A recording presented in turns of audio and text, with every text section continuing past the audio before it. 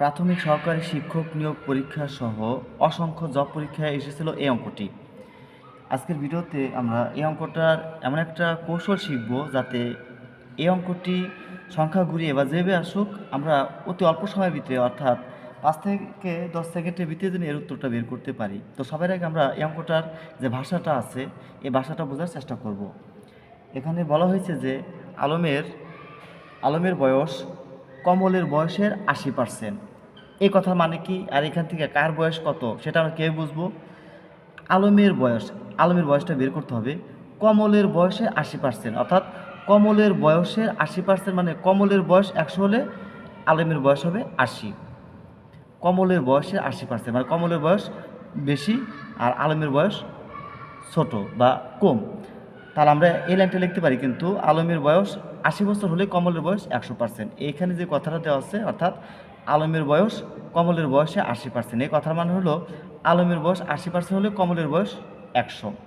তা আমরা কী করব, আমাদের কি দেখাতে হবে? আমাদের দেখাতে হবে যে আলমের বয়স তো 80, তাই না? আলমের বয়স যদি 100 হয় সেই অনুপাতে কমলের বয়স কত হবে সেটা আমরা বের করব। তাহলে আমরা লিখব এখানে যে কি আলমের বয়স 80, আমরা যেহেতু 80 এখান থেকে আমরা 100-তে চলে যাব, তো আমরা কী করবো 80-কে আমরা এমন একটা সংখ্যা রূপান্তর করবো যাতে সেখান থেকে আমরা সহজে 100-তে পৌঁছাতে পারি। তো আমরা 80-কে 4 দিয়ে ভাগ করব, 4 20-এ 80, কেননা 20 থেকে আমরা সহজেই 100-তে পৌঁছাতে পারবো। আলমের বয়স 20 বছর হলে কমলের বয়স হবে কত? যেহেতু 80-কে আমরা 4 দিয়ে ভাগ করেছি, তাহলে 100-কে যদি আমরা 4 দিয়ে ভাগ করি তাহলে হবে 4 25-এ 100।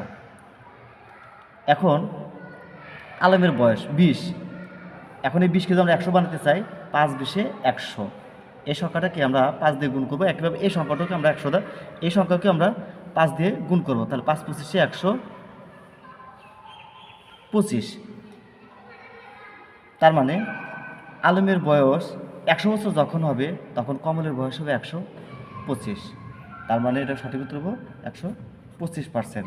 অর্থাৎ এখানে আমরা লাইনগুলো এভাবেই সাজাবো, যার বয়সটা কম সেটা আমরা প্রথমে লিখবো, যেহেতু আমরা সেখান থেকে আমাদের 100-তে যেতে হবে। অর্থাৎ তার বয়স যদি 100 হয় সেই অনুপাতে অপরজনের বয়স কত হবে আমাদের সেটাই দেখাতে হবে।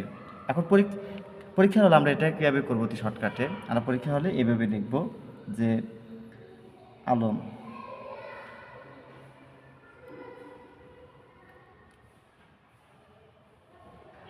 আলম একটা হলো কমল।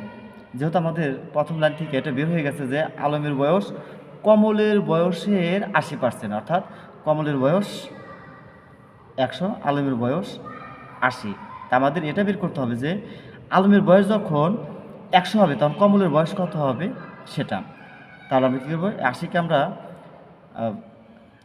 4 দিয়ে ভাগ করব, তা 4 20-এ 80 আর 4 25-এ 100। এখন এই 20-কে আমরা 100 বানাতে চাইলে আমাদের 5 দিয়ে গুণ করতে হবে, 5 20-এ 100, আর একইভাবে 5 দিয়ে যদি আমরা 25-কে গুণ করি 5 25-এ 125, অর্থাৎ আলমের বয়স 100 বছর হলে কমলের বয়স হবে 125 বছর। তো এই ছিল মোটামুটিভাবে অঙ্কটার সমাধান কৌশল।